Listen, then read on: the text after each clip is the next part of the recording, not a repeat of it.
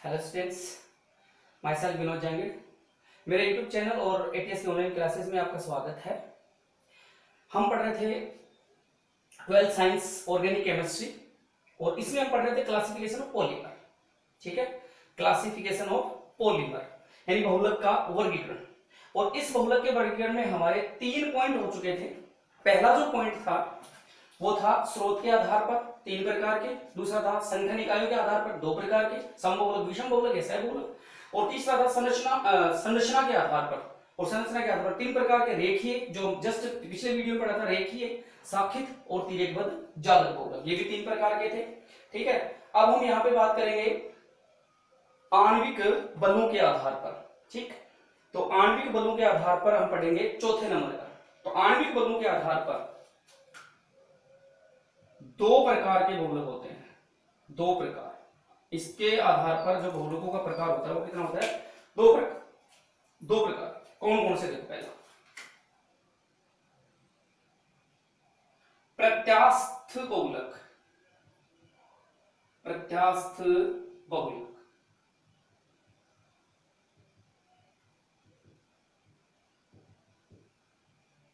प्रत्यास्थ का मतलब होता है भाई जिनको खींचे, खुल जाए, छोड़े तो वापस अपनी पुनः स्थिति में आ जाए, उन्हें प्रत्यास्थ बहुलक कहते हैं। ठीक है, ये जो प्रत्यास्थ बहुलक हैं ये एक तरह से रबड़ होते हैं।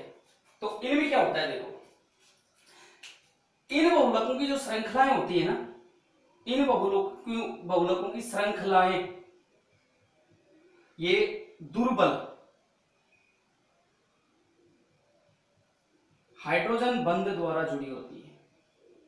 दुर्बल हाइड्रोजन बॉन्ड द्वारा जुड़ी होती है। कौन सी? प्रत्यास्थ बहुलकों की श्रृंखलाएं दुर्बल हाइड्रोजन बंध द्वारा जुड़ी होती हैं। एक बात। ठीक, इन श्रृंखलाओं में क्रॉस बॉन्ड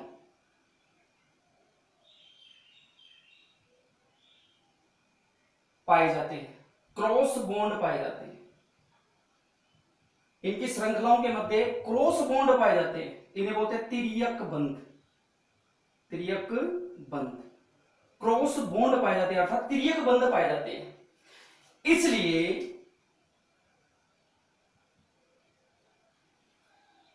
ये श्रृंखलाएं कुंडली नुमा हो जाती हैं। कुंडली नुमा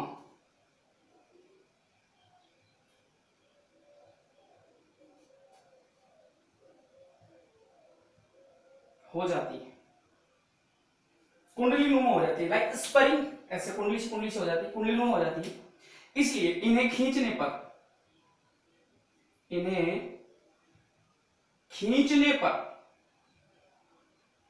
ये खुल जाते हैं, यानी जैसे रबड़ को नहीं खींचते, खींचने पर खुल जाते हैं, तथा छोड़ने पर पुनः अपनी स्थिति में आ जाते हैं।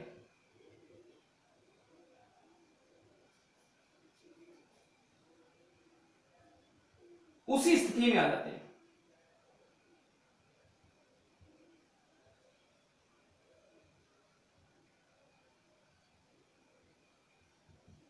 देखो, पहला क्या है? प्रत्यास्थ जो बहुलक होते हैं, इन प्रत्यास्थ बहुलकों की जो श्रृंखलाएं होती हैं वो दुर्बल हाइड्रोजन बॉन्ड द्वारा जुड़ी होती है, दुर्बल हाइड्रोजन बंध द्वारा जुड़ी होती है,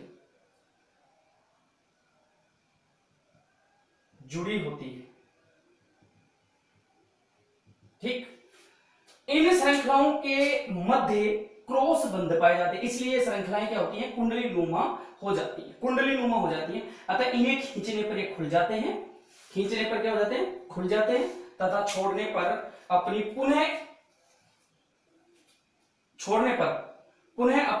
उसी स्थिति में आ जाते हैं। यानी कि छोड़ते हैं जैसे थे वैसे वैसे उसी स्थिति में आ जाएंगे। अब देखो इसके एग्जाम्पल देखते हैं अपन, कौन कौन से होते हैं इसके एग्जाम्पल।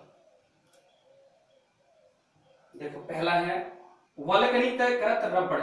वल्कनीकृत रबड़, बताओ इसकी श्रृंखलाओं के मध्य क्रॉस बॉन्ड पाए जाते हैं। क्रॉस बॉन्ड, कुछ क्रॉस बॉन्ड होते हैं तभी तो वल्कनीकृत रबड़। ब्यूना एस,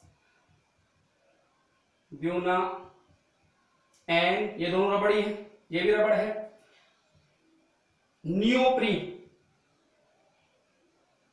ये भी रबड़ है। ये जितने भी इस प्रकार के रबड़ हैं वो सारे के सारे क्या हैं, प्रत्यास्थ बहुलक के एग्जाम्पल है, प्रत्यास्थ बहुलक के उदाहरण है। तो ये हो गया प्रत्यास्थ बहुलक। देखो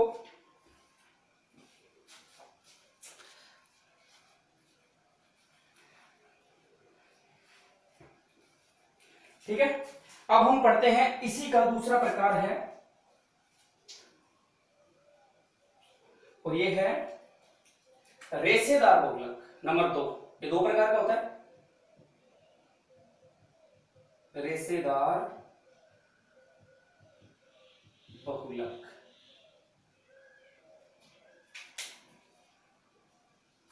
देखो इसमें क्या होगा,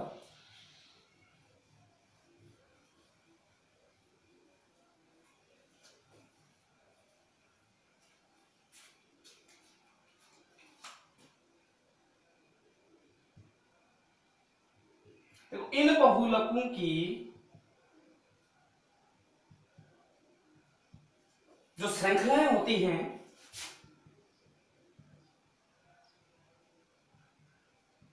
श्रृंखलाओं के मध्य उसमें क्या था, प्रत्यास्थ में दुर्बल हाइड्रोजन बंध पाए जाते हैं। इन बहुलकों की श्रृंखलाओं के मध्य प्रबल, कैसे पाए जाते हैं, प्रबल हाइड्रोजन बॉन्ड पाए जाते हैं।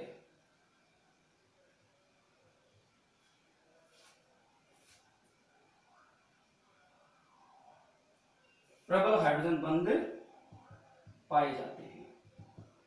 तो इन बहुलकों की श्रृंखलाओं के मध्य कैसे बंध पाए जाते हैं, प्रबल हाइड्रोजन बॉन्ड पाए जाते हैं। प्रबल हाइड्रोजन बॉन्ड पाए जाते हैं, और प्रबल हाइड्रोजन बंध पाए जाने के कारण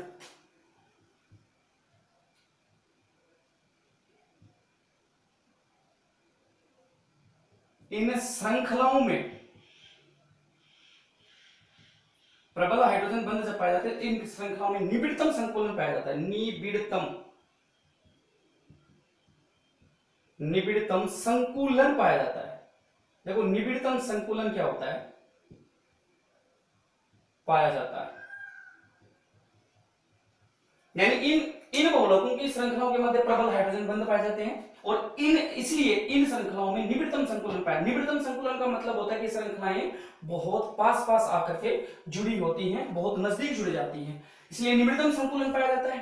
ठीक, यानी श्रृंखलाएं बहुत पास पास जुड़ी होती हैं। ठीक है, ये सुव्यवस्थित हो जाते हैं, सुव्यवस्थित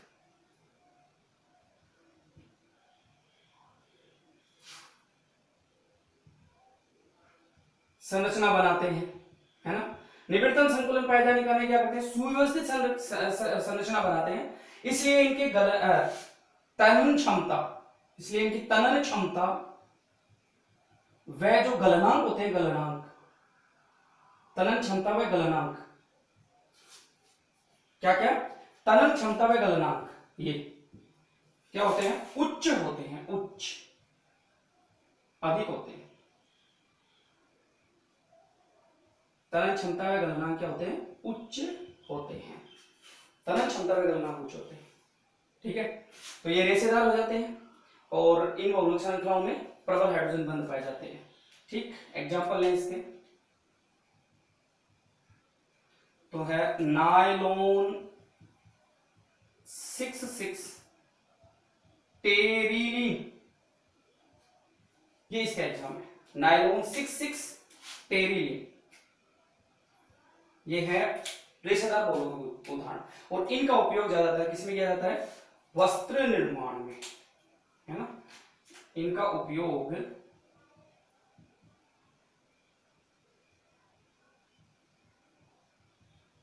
वस्त्र